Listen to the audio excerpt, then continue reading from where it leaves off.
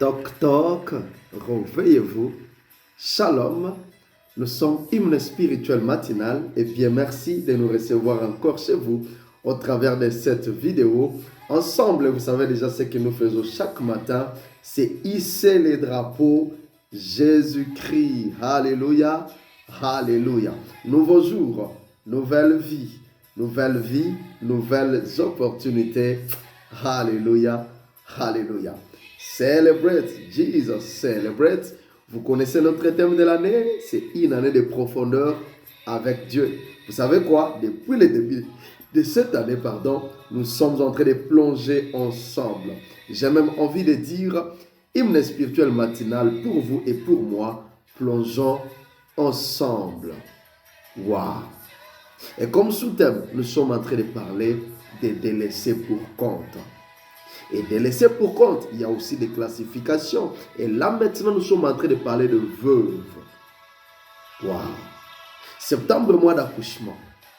Nous serons heureux d'apprendre de votre accouchement. Qu'avez-vous déjà accouché? Est-ce que ce projet de travail ne s'est pas réalisé encore? Est-ce que cet accouchement n'a pas eu lieu? Ce projet de mariage n'a pas abouti? C'est moi ici, c'est un mois d'accouchement. Nous attendons vos témoignages ici dans la section commentaires pendant que nous sommes en train de dire celebrate, Jesus celebrate. Hymne spirituel matinal pour vous et pour moi. Merci à vous tous qui vous êtes déjà abonnés. Et aujourd'hui, c'est aussi toujours à toi de t'abonner pour qu'ensemble nous puissions grandir et plonger ensemble. Et faisons cette grande communauté pour que chaque matin, nous nous retrouvions. Waouh! Sur WhatsApp, c'est pas, et sur YouTube, sur Instagram, sur TikTok, nous sommes là ensemble. Et qu'est-ce qui vous manque? De juste prendre ces messages, de les republier pour la gloire de Dieu. Waouh!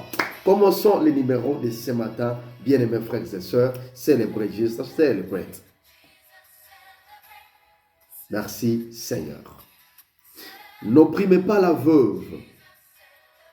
Zacharie chapitre 7, le verset 10. Alléluia. Les amis, ça continue à nous parler tout ça. Ça continue à nous parler. Quelqu'un m'aimerait même dire, mais pasteur, tu es en train de traîner sur ces sujets. Mais passe un peu vite, non?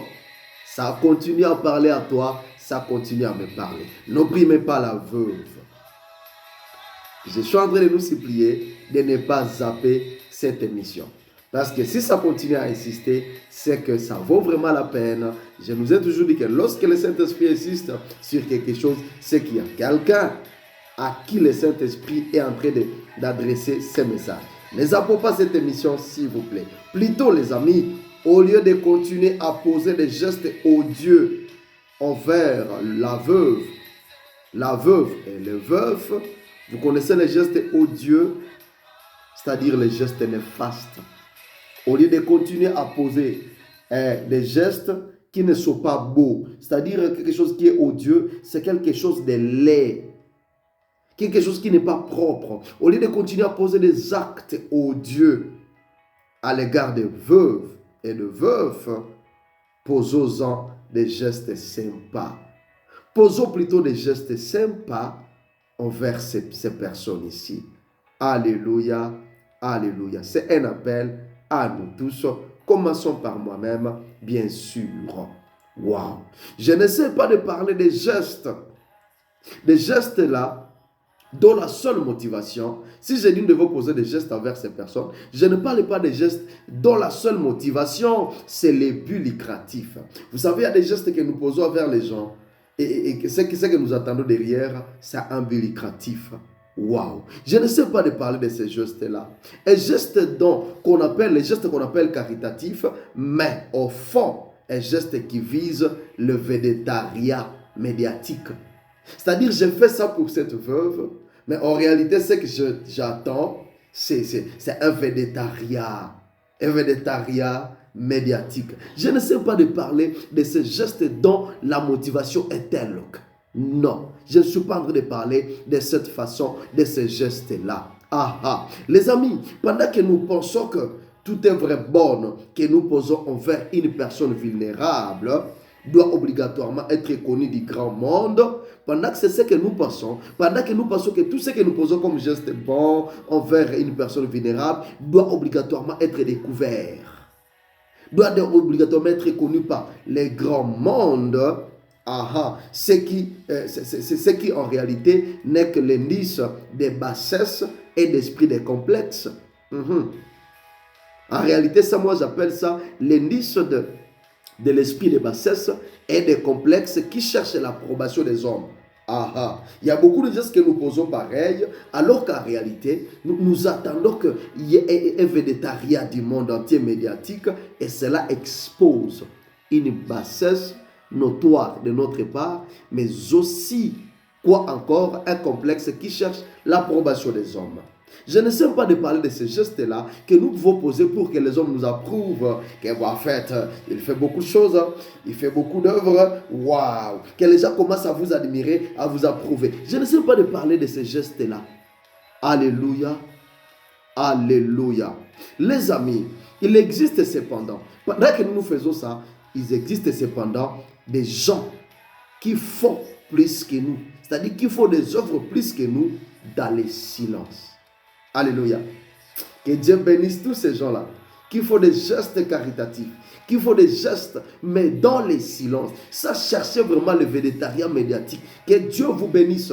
Vous êtes en Europe, vous êtes en Afrique, vous êtes, je ne sais pas, aux États-Unis d'Amérique, vous êtes en Océanie, vous êtes en Asie. Tout celui-là qui est motivé par un geste bon envers une personne vulnérable, sans attendre un végétarien quelconque médiatique. Les amis, vous êtes forts. Vous êtes les gens à encourager. Vous êtes ces gens à bénir. Surtout dans ces siècles comme les nôtres ici, les amis. Soyez abondamment bénis. Que c'est Dieu-là qui vous voit dans les silences, qu'il vous bénisse au nom de Jésus. Et toi et moi alors, qu'attendons-nous aujourd'hui? Est-ce qu'on ne peut pas s'accrocher à cette bénédiction, déposer des gestes bons, mais dans les silences aussi, sans chercher un but lucratif derrière ça? Alléluia. Que le Seigneur nous fasse grâce. Lorsque ces gens font ça dans les silences, en réalité, ils sont dans la grande lumière. Pourquoi? Car ceci étant les œuvres auxquelles Dieu prend plaisir. Pendant qu'ils sont dans les silences en train de faire de bonnes œuvres envers les vulnérables, en réalité, ils ne sont pas dans les silences parce que dans leur silence-là, ils sont exposés à une grande lumière. Ils sont dans la lumière parce que Dieu, ce sont les œuvres auxquelles il prend plaisir. Donc vous qui posez des gestes dans le silence absolu, mes amis, vous n'êtes pas dans le noir. Les projecteurs de Dieu sont braqués sur vous. En réalité, c'est vous qui êtes dans la grande lumière. Alléluia, alléluia. Nous glorifions le Seigneur pour tous ces gens-là. Dieu prend plaisir à ce que vous faites. Alléluia. Revenons-en au verbe opprimer, qui veut tout simplement dire soumettre à une autorité excessive. N'opprimez pas la veuve, c'est-à-dire ne la soumettez pas à une autorité excessive. Ça signifie aussi une autorité injuste. Ça signifie aussi persécuter ou empêcher de s'exprimer ou même de se manifester. Lorsqu'il nous dit n'opprimez pas la veuve, c'est-à-dire ne l'empêchez pas de se manifester. Vous savez quoi? Qu'est-ce que nous disons? Tu n'as pas à dire ici. Tu es une veuve, tu es veuf, tu n'as pas à dire.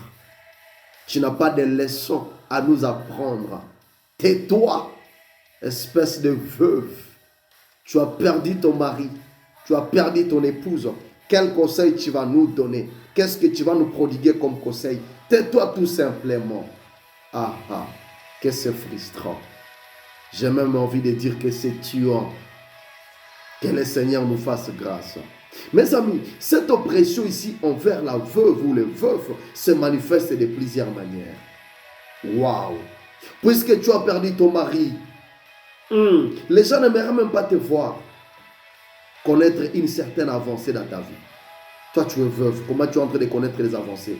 Tu viens à peine de perdre ta femme. Comment est-ce que tu te permets de connaître les avancées? On voit tes affaires fleurir, aller de l'avant. Toujours l'oppression continue. Comment tu es en train d'avancer? Toi, veuve, toi, veuf, tu viens de perdre ton mari, tu viens de perdre ton épouse. Les gens n'aiment pas te voir connaître une certaine avancée. Tu n'as pas droit d'être heureux. Essaye d'être heureux. Essaye de mettre le make-up. Essaye de mettre les super. Essaye de mettre, je ne sais pas, une veste qui est venue, je ne sais pas d'où. Essaye de mettre une belle chaussure. Parce que tu viens de perdre ton mari. Tu viens de perdre ta femme. Essaye. Les gens vont te montrer. La société va te montrer que tu n'en as pas droit. Comment tu es en train de briller comme ça? Comment tu as l'air d'être heureux? Comment?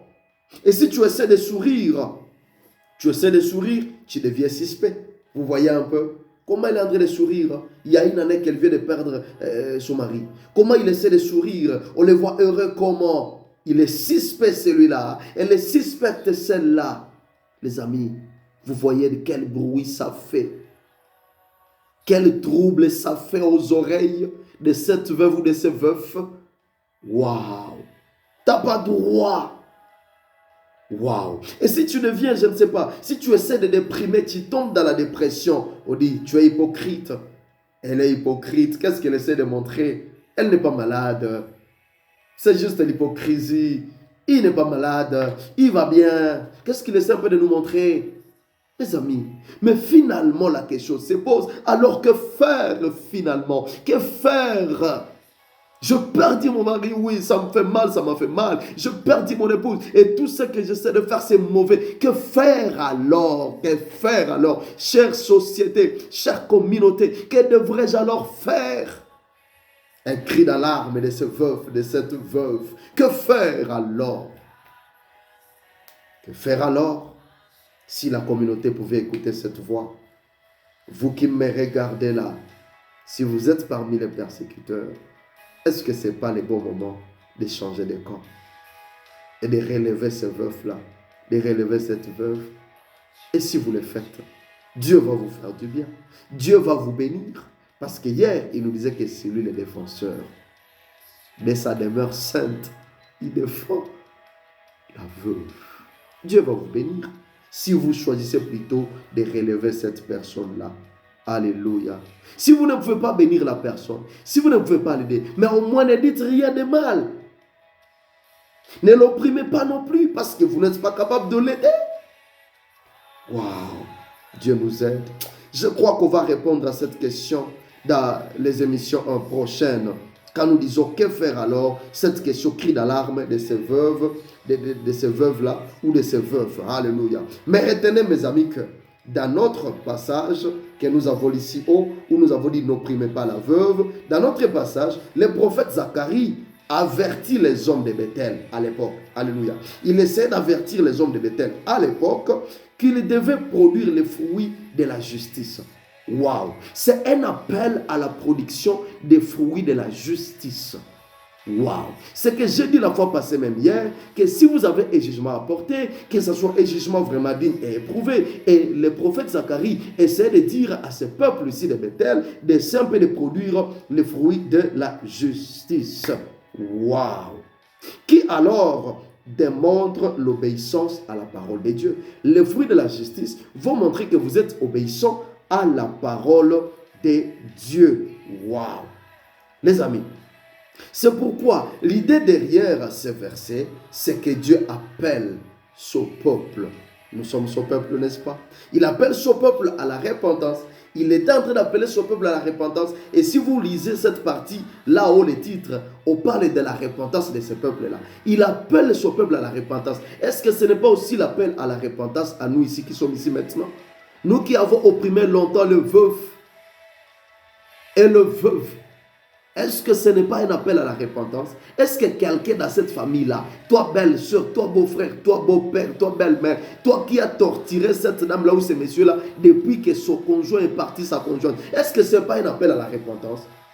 Et qui pisait, ce sont des mamans qui prient dans l'église, ils portent des grosses bibles, des sacs à main, ils sont devant dans l'église. Mais quand vous arrivez à la maison, comment ils maltraitent le veuf, comment ils parlent mal de ces gens? Mes amis, est-ce que ce n'est pas un appel à la repentance? Oh Dieu, pardonne-nous. Donc pour nous tous les amis, nous qui voulons être des personnes,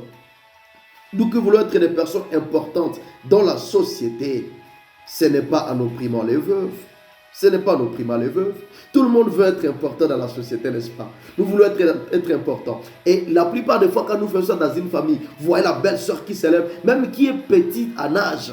Une belle-sœur qui est vraiment petite en âge, un beau-frère qui est petit en âge, mais qui essaie un peu de prendre même le poids, de commencer à poursuivre ces grands hommes-là, cet homme en âge grand, âgé, mais parce qu'il a perdu sa femme, parce qu'il a perdu. Alors on commence à dire non, nous allons vous montrer, on voit suspect. Ça, c'est quelle société, les amis? Waouh! Si nous voulons être importants, c'est pas comme ça qu'on doit chercher l'importance. Nous tous qui voulons être importants, ah oui, moi aussi je cherche à être important. Je sais que toi aussi tu cherches à être important. Nous voulons tous devenir de quelqu'un dans cette société. Ce n'est pas derrière l'oppression de cette veuve ou de ce veuf-là. Ce n'est pas de cette manière-là. Si nous voulons être importants, ce n'est pas en opprimant la veuve, mais c'est en faisant quoi? C'est en obéissant à la parole de Dieu. Tu veux être important? Ne cherchez pas derrière l'oppression de cette veuve. Nous continuons à prier au nom de Jésus-Christ, que tous les veufs et veuves puissent se relever et reprendre les chemins dans le nom de Jésus-Christ. Et surtout ce matin, nous prions pour la repentance dans des familles, dans des communautés, partout où les veuves ont été opprimées. Nous demandons grâce. Que le Seigneur nous fasse grâce aujourd'hui. Est-ce que vous êtes bénis par cette émission? Il ne suffit pas seulement d'aimer l'émission, mais que l'émission, que la parole de Dieu puisse pénétrer vos cœurs et vous changer. C'est ce que Dieu veut. Soyez bénis dans le nom de Jésus. Très très prochainement, si Dieu nous fait grâce, on se retrouve ici dans Hymne Spirituel Matinal. Abonnez-vous et partagez cette émission. Bye bye.